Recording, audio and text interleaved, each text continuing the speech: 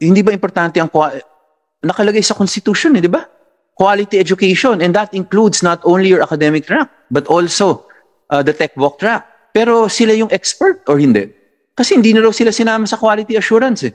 Kawawa naman yung ano. Ang nangyayari sa learner natin, pupunta sila, mag-on-the-job training sila sa isang, sometimes sa hotel ba? Sa isang hotel,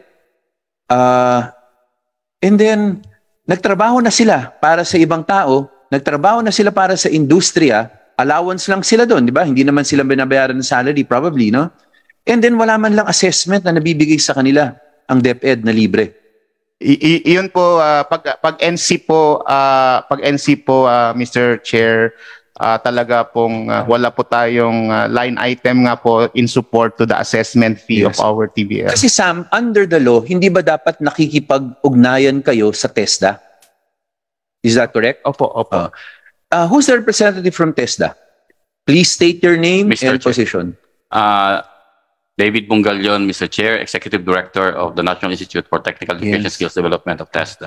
ED David, sa TESDA, meron ba kayong libre na para makapag-assessment yung mga learner natin?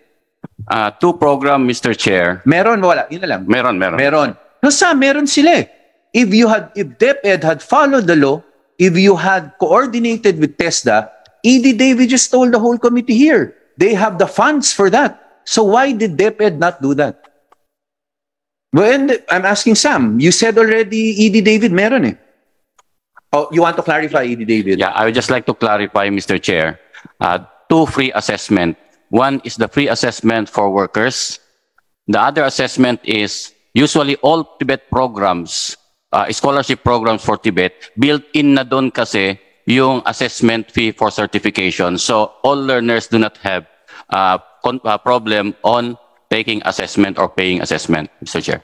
In other words, ED David, if the Department of Education had coordinated with TESDA, kunyari saan nila nilalagay yung students nila for apprenticeship or training, then you could have taken over in terms of payment of the assessment fees. Kasi may second program kayo eh. One is for workers and the other one is for TV program, di ba? Is that correct?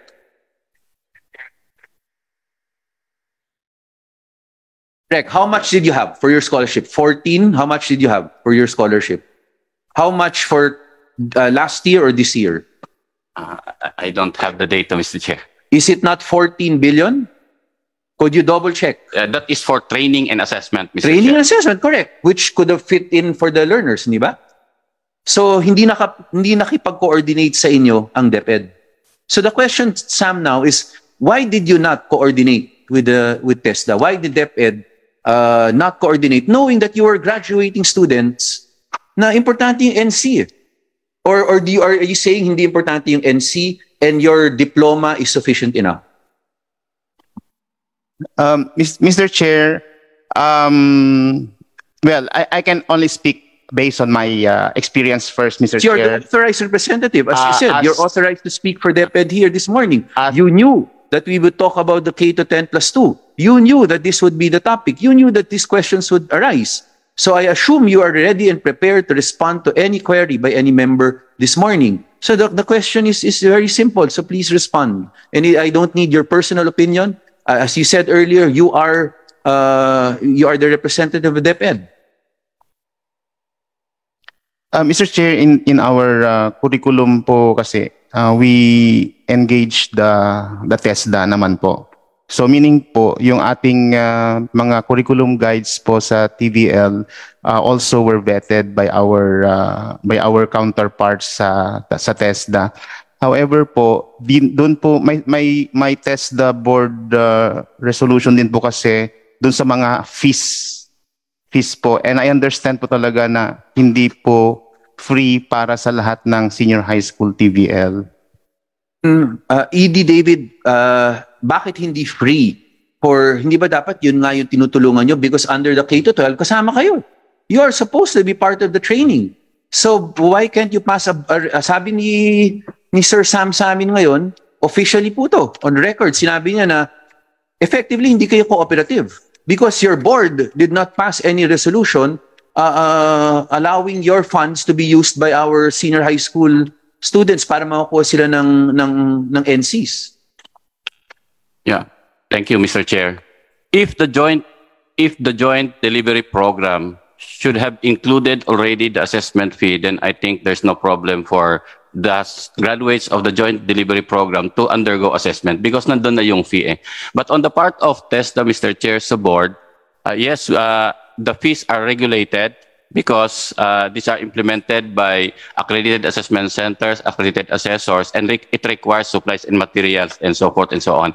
And of course, the budget for TESDA deliberated by the TESDA board is within the TESDA programs, Mr. Chair. Correct. And that is not inconsistent with the coordinating with DepEd. Kung nag-coordinate kayong sa isa't isa, then we would not have had this problem of graduates because hindi ba tama yun eh.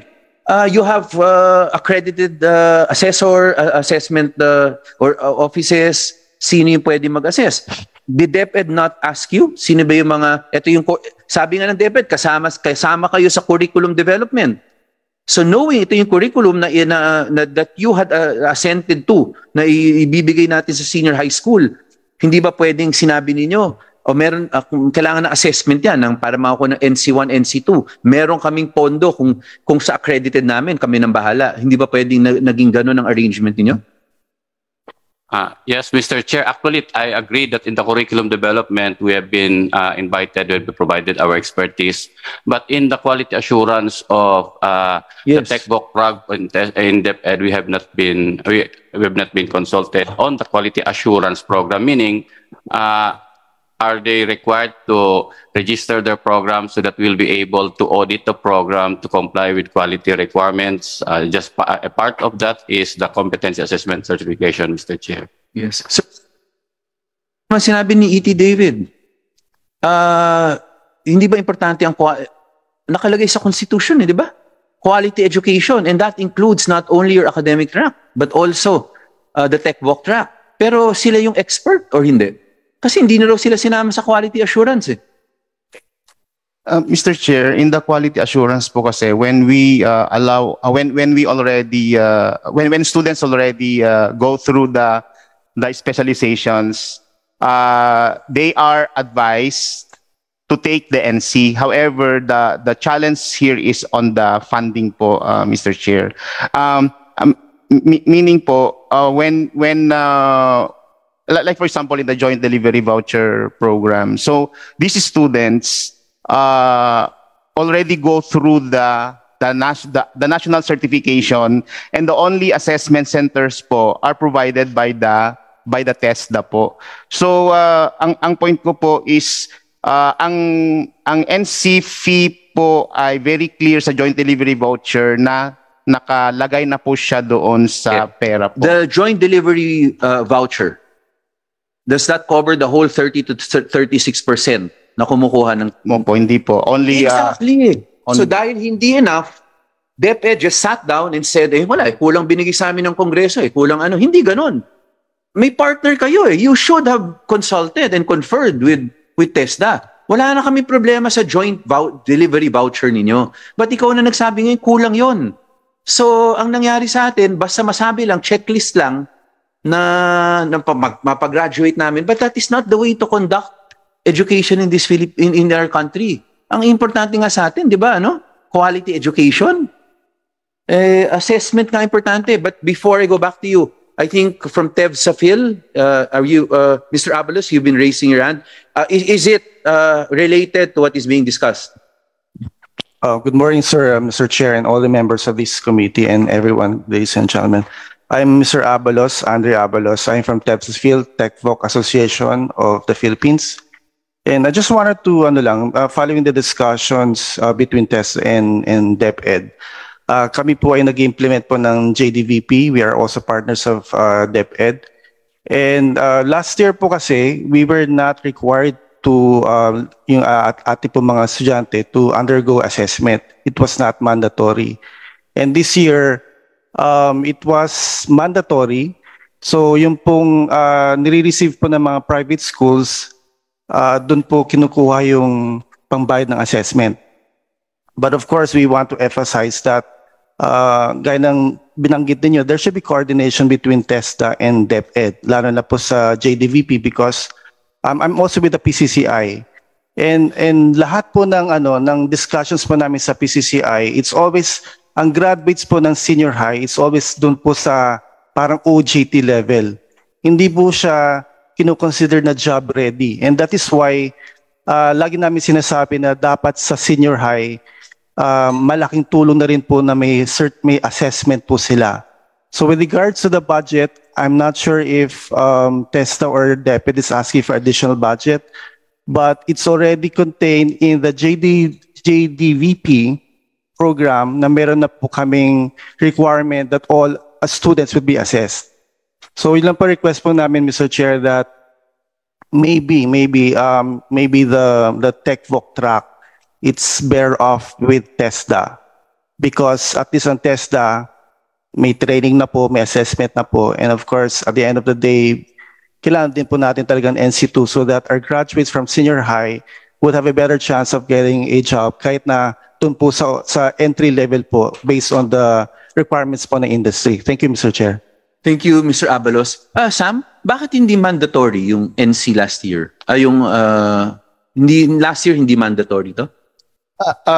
Una po, Mr. Chair, ang NC po ay hindi po siya requirement for senior high school. We know that. Yun nga ang kini-question namin eh. Opo. You graduate students without NCs eh. Yun po yung naging how do you call that po, naging part na po ng practice na hindi po siya mandatory. Only, for example po, only those who are supposed to be in the joint delivery voucher program and those students who are interested, and for those teachers who have motivated their teachers to take the NC po. Yes. Pero hindi nga mandatory last year, even for your JDV, for your partners.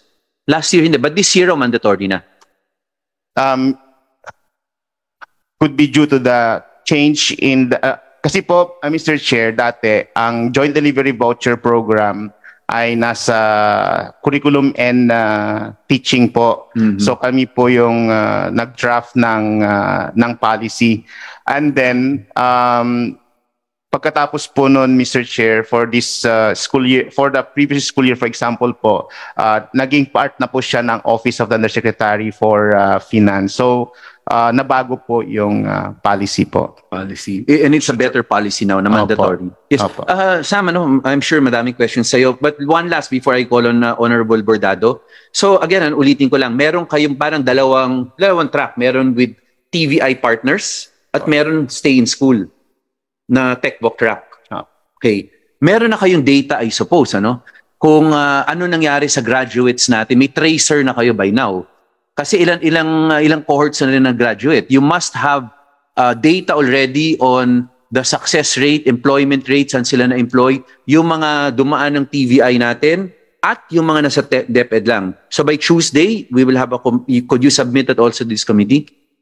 Yung trace, I'm sure you have a tracer in this. We have po. Yes. Could you submit the complete data by Tuesday? Sige po. So dalawa yan, ano?